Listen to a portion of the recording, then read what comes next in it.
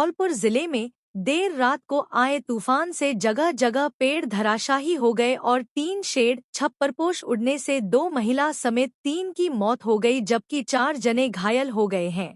वहीं पुलिस का एक हेड कांस्टेबल 3 शेड की चपेट में आने से गंभीर रूप से घायल हो गया है। सभी घायलों को जिला अस्पताल में भर्ती कराया है, जबकि एक 8 साल की बच्ची का गंभीर हालत में आगरा में उपचार चल रहा है।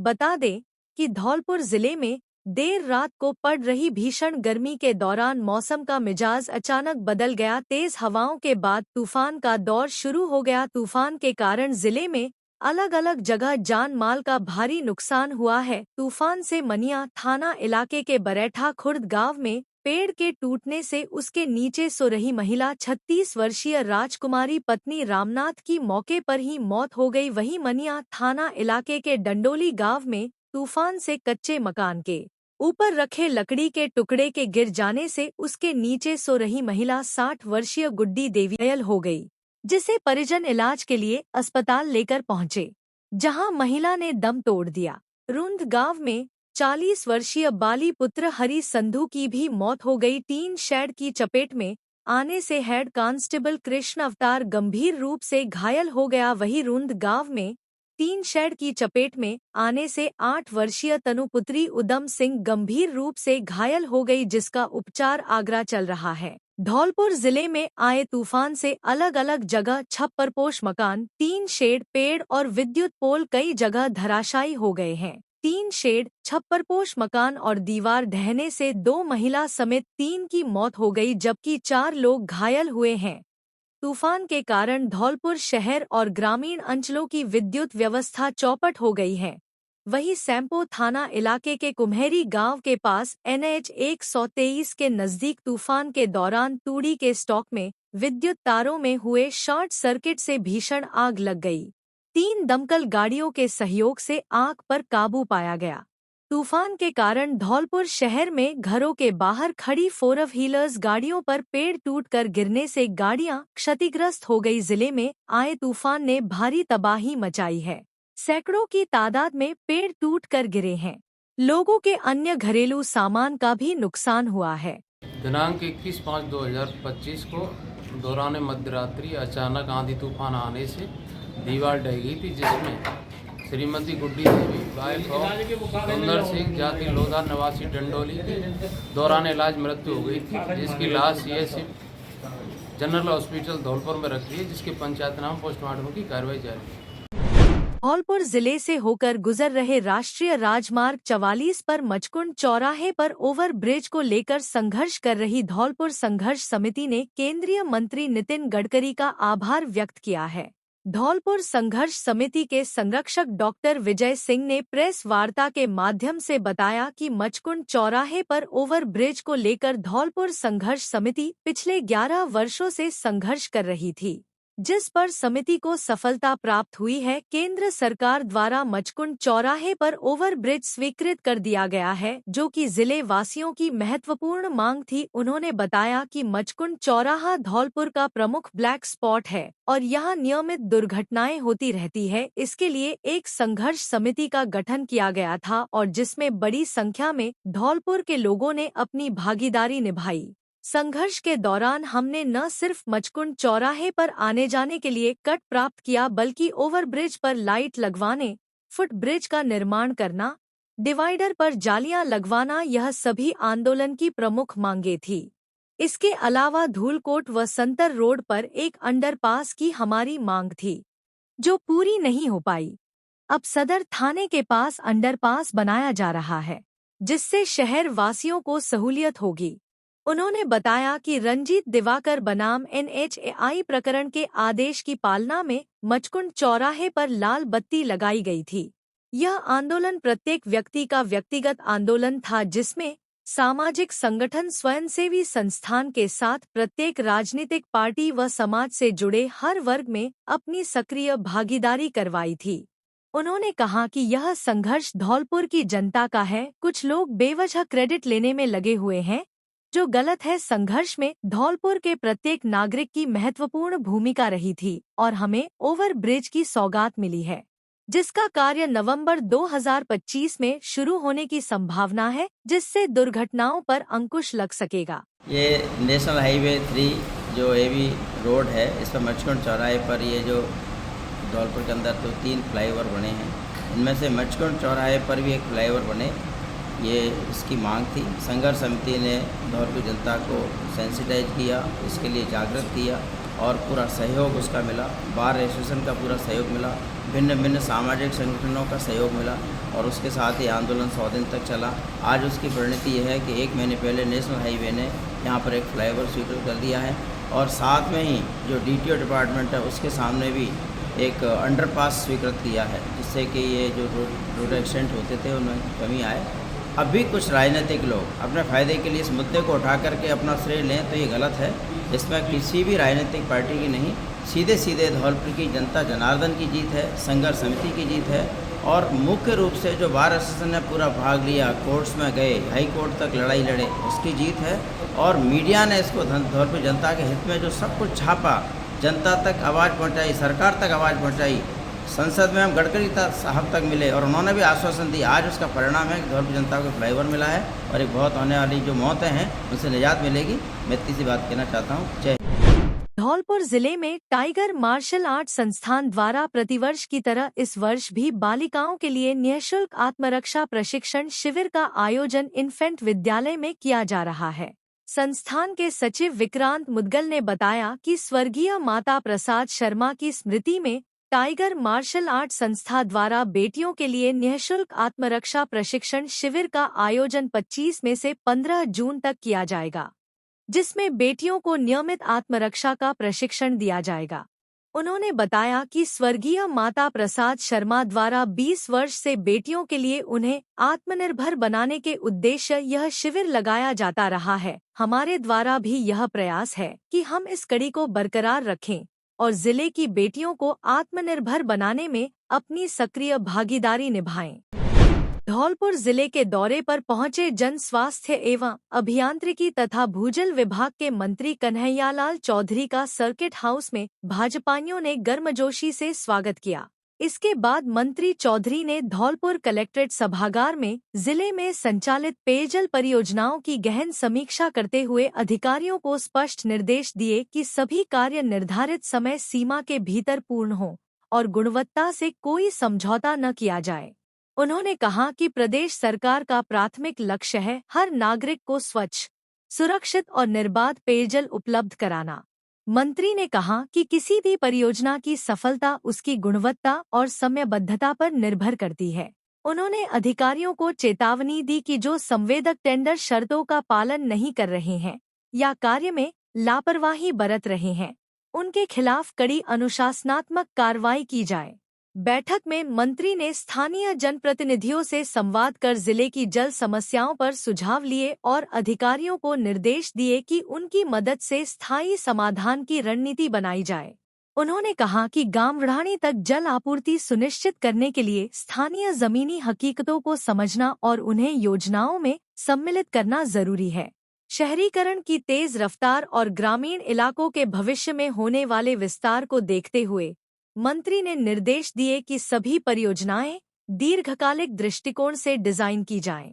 उन्होंने यह भी स्पष्ट किया कि वर्तमान योजनाओं में जल आपूर्ति की क्षमता को भविष्य की आवश्यकताओं के अनुरूप लचीला बनाया जाए। जल जीवन मिशन के अंतर्गत प्रगतिरत कार्यों की समीक्षा करते हुए मंत्री श्री चौधरी ने कहा कि इन कार्यों को पूरी पारदर्शिता और गुणवत्ता के साथ तेजी से पूर्ण किया जाए ताकि हर घर को नल से जल का संकल्प वास्तविकता में बदल सके। उन्होंने अधिकारियों को निर्देश दिए कि पाइपलाइन बिछाने के बाद प्रेशर टेस्टिंग अनिवार्य रूप से कराएं और उसके बाद ही मिट्टी भराव करें। साथ ही खुदाई के बाद निकला मलबा समय पर हटाया जाए और सड़कें पूर्ववत स्थिति में लौटें, इस बात का विशेष ध्यान रखा जाए।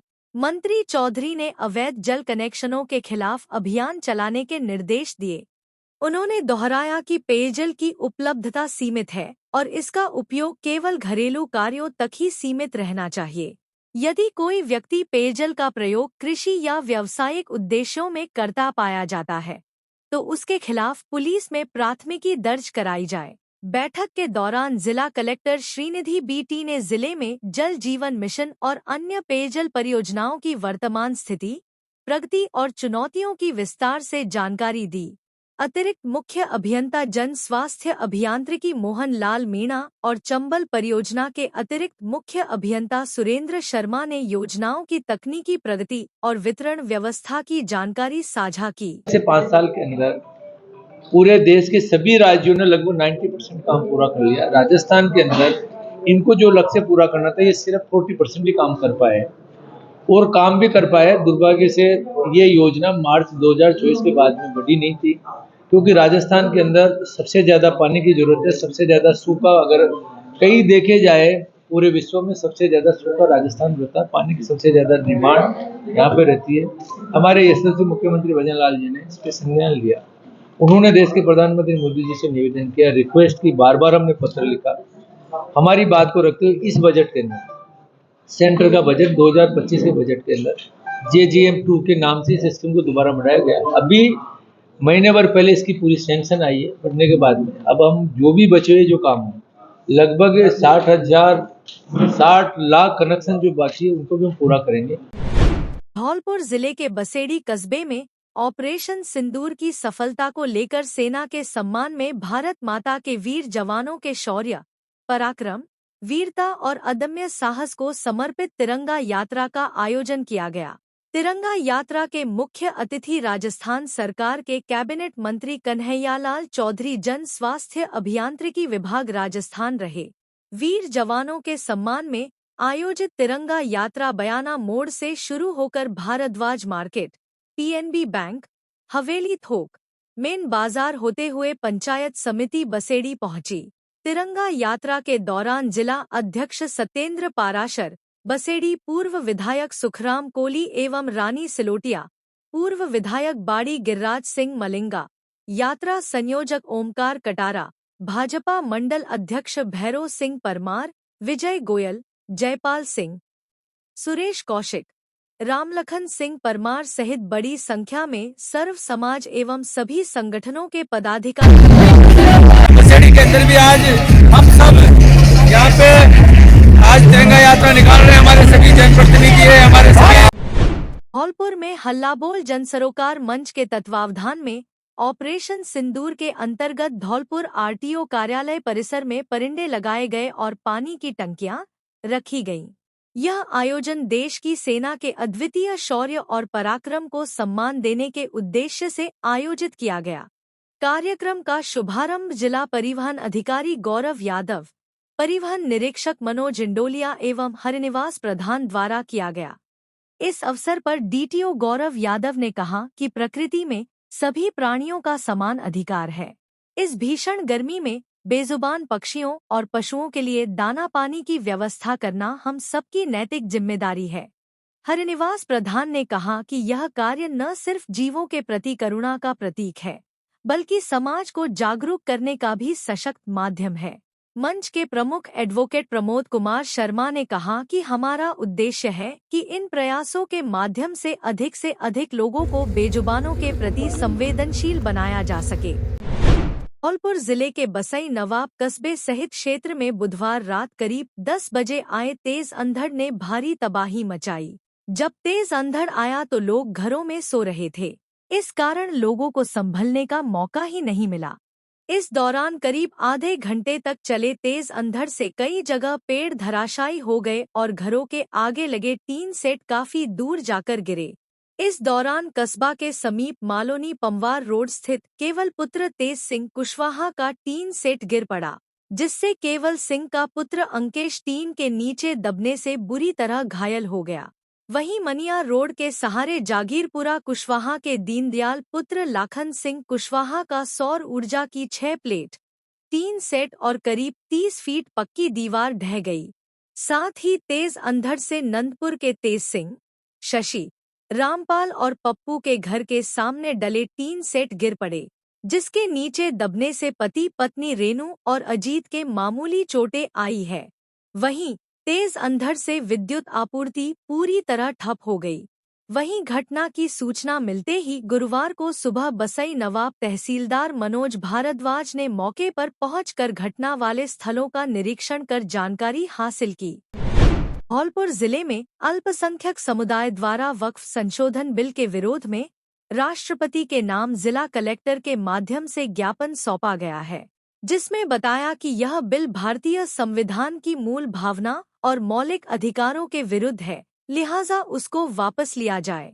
एडवोकेट माहिर हसन रिजवी ने बताया कि वक्फ संशोधन बिल अनुच्छेद 14, 25, 26 और 29 का उल्लंघन है। इससे वक्फ संपत्तियों का काफी नुकसान होगा। वक्फ संपत्ति क्योंकि माइनर संपत्तियां हैं, इसलिए इनका सुरक्षित रहना आवश्यक है। उन्होंने बताया कि यह संपत्तियां ईश्वर के नाम से जानी जाती हैं, लिहाजा इस बिल को निरस्त करने का अनुरोध किया गया। एडवोकेट गफ्फारुद्दीन, हाजी अजमेरी उस्मानी, अनवर अहमद, मुवीन फारूकी, सुलेमान फारूकी, मुन्ना अब्बासी, जलालुद्दीन, शहीद गौरी, शाहिद फारूकी, मजीद खान, आशिफ उस्मानी आदि मौजूद रहे। वक्फ अमेंडमेंट बिल जो संसद द्वारा पास किया गया है, उसका हम सभी लोग विरोध करते हैं, क्योंकि ये खास तौर से अल्पसंख्यक समुदाय पर एक गलत इसका असर होगा। ये बिना सोचे समझे भारतीय संविधान के मूल सिद्धांतों के खिलाफ है और इसमें जो 8-10 पॉइंट इस तरह से दिए गए हैं जिससे ये लगता है कि ये वक्फ संपत्तियों के विकास के लिए नहीं बल्कि विनाश के लिए बनाया गया है और इससे अल्पसंख्यक समुदाय को जो हमारे संविधान ने अधिकार दिए हैं उनका हनन होता है। हम इसका विरोध करने के लिए ये ज्ञापन सौंपे। धौलपुर जिले के सैंपो उपखंड के गांव खरगपुर के पास पार्वती नदी में 2 सगी बहनों की मौत हो गई। जानकारी के अनुसार गुरुवार दोपहर के समय नहाने के दौरान 6 से 7 बालिकाएं गहरे पानी में डूब गईं। घटना से हड़कंप मचा रहा। पास में पशु चरा रहे एक व्यक्ति ने जैसे ही नदी में डूबते हुए बालिकाओं को देखा तो वह दौड़कर नदी किनारे पहुंचा। व्यक्ति रामकेश तैरना नहीं जानता था, लेकिन उसने एक साथ कई बालिकाओं की जान जाते देख हौसले के साथ बड़ा साहस दिखाया। उसने महिलाओं की एक साड़ी को हाथ में बांधकर नदी के पानी में उतर गया और 4 बालिकाओं को जिंदा बाहर निकाल लाया, लेकिन 2 सगी बहनें आशिका और काजल की जान नहीं बच सकी। गहरे पानी में समा जाने से वह लापता हो गई।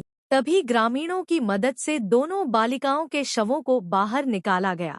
इस दौरान बालिका आशिका पुत्री मोती सिंह जाटव निवासी खरगपुर और उसकी बड़ी बहन काजल के शव बाहर आते ही परिजनों में चीख पुकार मच गई है। सूचना पाकर मौके पर पहुंचे तहसीलदार मनोज भारद्वाज, थाना अधिकारी हरेंद्र सिंह ने घटनास्थल का जायजा लिया और हादसे को लेकर लोगों से जानकारी जुटाई। बताया गया कि तूफान के चलते बिजली नहीं आने के कारण एक परिवार की 3 महिलाएं, 7 बालिकाएं व 1 बालक, सभी करीब 10 जने खरगपुर गांव से करीब 200 मीटर दूरी पर बह रही पार्वती नदी में नहाने के लिए गए हुए थे, जहां घर की 3 महिलाएं और बालक किनारे पर नहा रहे थे और बालिकाएं सभी एक साथ आगे पानी में नहाने के लिए निकल गईं। बताया गया कि सभी बालिकाएं तैरना नहीं जानने के कारण पानी की गहराई में डूबने लगी। तभी रामदूत बनकर आए चरवाहे रामकेश ने 4 से 5 बालिकाओं को बचा लिया, लेकिन गहराई में डूब जाने के कारण काजल और उसकी छोटी बहन आशिका की मौत हो गई। पशु चरवाहे रामकेश के साहस की लोग चर्चा कर रहे हैं। धौलपुर जिले के राजाखेड़ा में हुए सड़क हादसे में घायल युवक ने आगरा के एक निजी नर्सिंग होम में इलाज के दौरान दम तोड़ दिया। युवक की पहचान बरेह मोरी निवासी भभूति के रूप में हुई है। 17 मई को भभूति अपने चचेरे भाई श्याम सुंदर के साथ एक दोस्त की बारात में जा रहा था। आम का पुरा गांव के पास दोनों ने अपनी बाइक सड़क किनारे खड़ी की।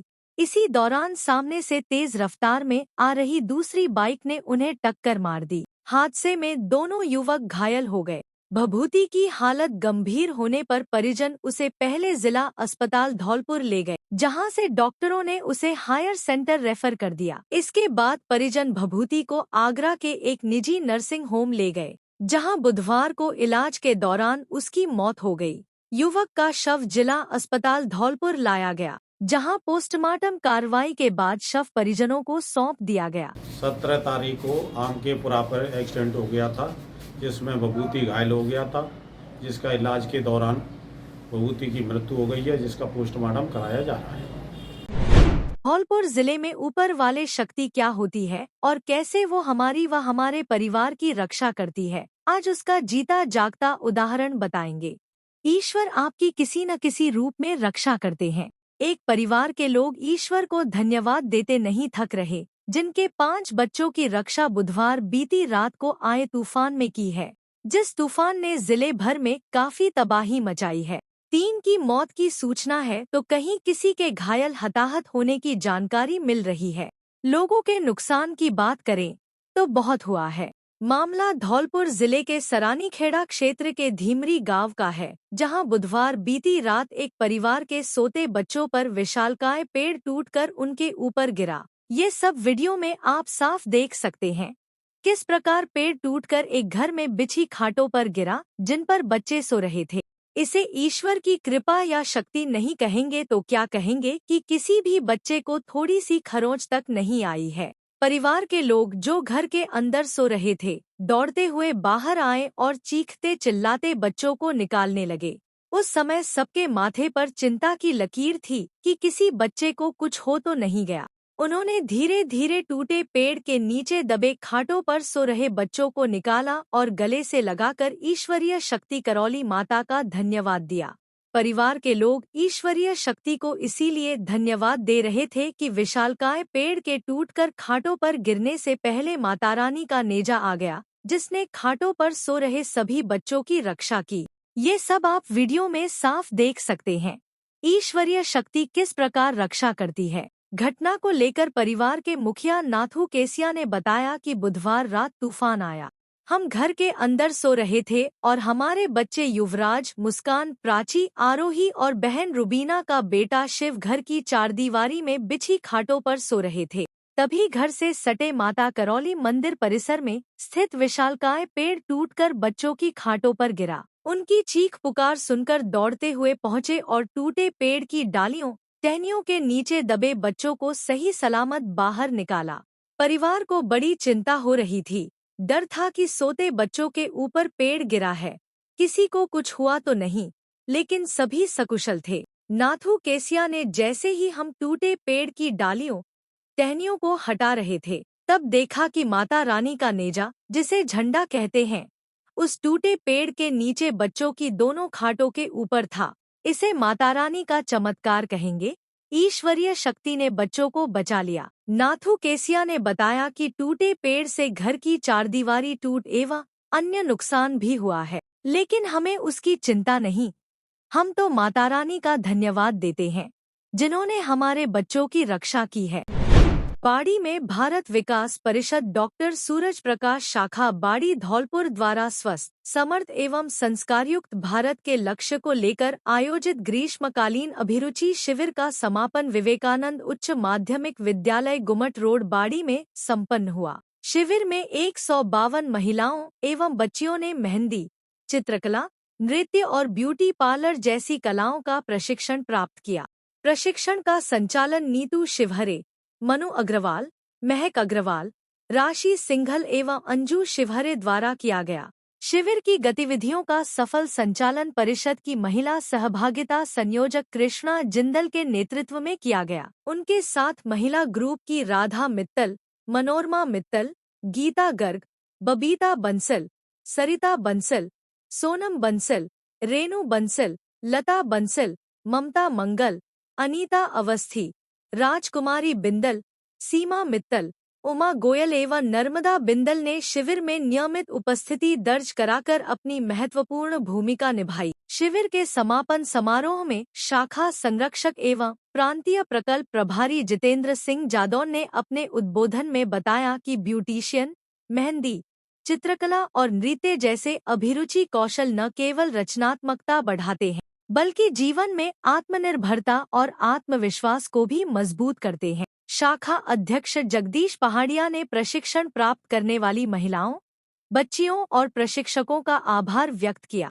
इस अवसर पर शाखा सचिव संजीव गर्ग, कोषाध्यक्ष पंकज मंगल, पूर्व अध्यक्ष पप्पूमल जिंदल एवं उमेश सिंघल मौजूद रहे। कार्यक्रम का संचालन गतिविधि संयोजक नरेंद्र मंगल ने किया। धौलपुर जिले के सैंपो क्षेत्र के बिधापुरा में बुधवार देर रात्रि को दो पक्षों के बीच हुए लाठी भाटा जंग में एक महिला सहित 3 जने घायल हो गए। सभी घायलों को एम्बुलेंस 108 की मदद से पायलट सनी तिवारी ने सामुदायिक स्वास्थ्य केंद्र पर लाकर भर्ती कराया। जानकारी के मुताबिक 70 वर्षीय महिला मुन्नी देवी तथा युवक सुनील व ओम प्रकाश घायल हुए हैं। 2 जनों की हालत गंभीर होने पर उन्हें जिला अस्पताल धौलपुर रेफर किया गया। बताया गया है कि दोनों पक्षों के बीच पुरानी रंजिश बनी हुई है। पीड़ित मुन्नी देवी ने बताया कि कुछ दिन पूर्व उसके घर में चोरी की घटना हुई थी, जिसकी कहासुनी पर यह मारपीट की गई है। सूचना पर पहुंची पुलिस ने घटना का जायजा लिया है। धौलपुर शहर के बजरिया स्थित कायस्थपाड़ा स्कूल में चल रही श्रीमद्भागवत कथा के 5वें दिन कथावाचक आचार्य योगेश तिवारी महाराज ने भक्तों को भगवान श्री कृष्ण की बाल लीलाओं सहित पूतना वध, कालीदह और गोवर्धन पूजा का वर्णन सुनाया। उन्होंने कलयुग की महिमा का वर्णन करते हुए कहा कि कलयुग में मनुष्य को पुण्य तो सिद्ध होते हैं, परंतु मानस पाप नहीं होते। कलयुग में हरि नाम से ही जीव का कल्याण हो जाता है। कलयुग में ईश्वर का नाम ही काफी है। सच्चे हृदय से हरि नाम के सुमिरन मात्र से कल्याण संभव है। इसके लिए कठिन तपस्या और यज्ञ आदि करने की आवश्यकता नहीं है, जबकि सतयुग, द्वापर और त्रेता युग में ऐसा नहीं था। उन्होंने कहा कि भगवान कृष्ण के पैदा होने के बाद कंस उसको मौत के घाट उतारने के लिए अपनी राज्य की सर्वाधिक बलवान राक्षसी पूतना को भेजता है। पूतना वेश बदलकर भगवान श्री कृष्ण को अपने स्तन से जहरीला दूध पिलाने का प्रयास करती है, लेकिन भगवान श्री कृष्ण उसको मौत के घाट उतार देते हैं। उसके बाद कार्तिक माह में ब्रजवासी भगवान इंद्र को प्रसन्न करने के लिए पूजन का कार्यक्रम करने की तैयारी करते हैं। भगवान कृष्ण द्वारा उनको भगवान इंद्र की पूजन करने से मना करते हुए गोवर्धन महाराज की पूजन करने की बात कहते हैं।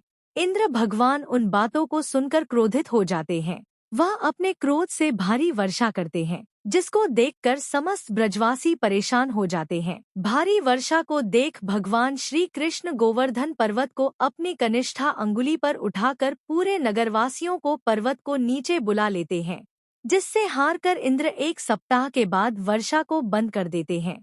जिसके बाद ब्रज में भगवान श्री कृष्ण और गोवर्धन महाराज के जयकारे लगाने लगते हैं। इस दौरान कथावाचक और गायक कलाकारों द्वारा कछु माखन से बल बढ़ियो कछु गोपन करी सहाय, श्री राधे जू की कृपा से मैंने गिरिवर लियो उठाए भजन की प्रस्तुति ने श्रोताओं को झूमने पर मजबूर कर दिया। कथा समाप्ति पर श्री भागवत पुराण की आरती की गई और प्रसादी का वितरण किया गया। राजस्थान माध्यमिक शिक्षा बोर्ड ने गुरुवार को 12वीं का रिजल्ट जारी कर दिया गया। इस बार भी आर्ट्स, साइंस और कॉमर्स का रिजल्ट एक साथ जारी किया गया है। धौलपुर जिले के आर्ट्स का रिजल्ट 96.47%, कॉमर्स का रिजल्ट 98.98% और साइंस का रिजल्ट 97.57% रहा है। धौलपुर जिले में आर्ट्स का परीक्षा परिणाम 96.47% रहा है। विज्ञान वर्ग का परीक्षा परिणाम 97.57% रहा है। वाणिज्य वर्ग का परीक्षा परिणाम 98.98% रहा है। हेलो धौलपुर, नया एकेडमिक ईयर शुरू हो चुका है और इमैनुअल स्कूल्स के एडमिशन प्रोसेसेस भी। अप्रैल 1 से आप अपने बच्चों को इमैनुअल परिवार के साथ जोड़ सकते हैं। इमैनुअल 37 ईयर से धौलपुर में एक्सीलेंट एजुकेशन को प्रोवाइड करता है।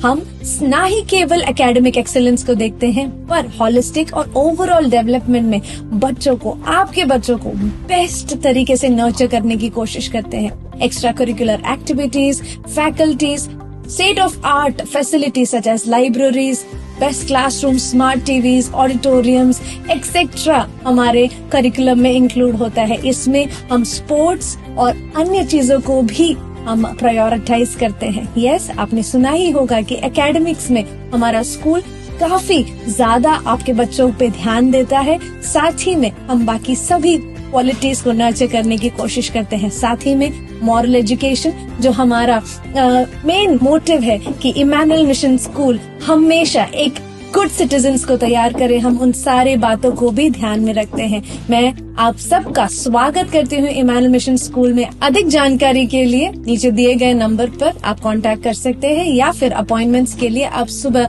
9 बजे से 1 बजे तक स्कूल ऑफिस में भी जा सकते हैं। एडमिशन प्रोसेसेस शुरू हो गई हैं, जल्दी अपने सीट्स को एनरोल कीजिए।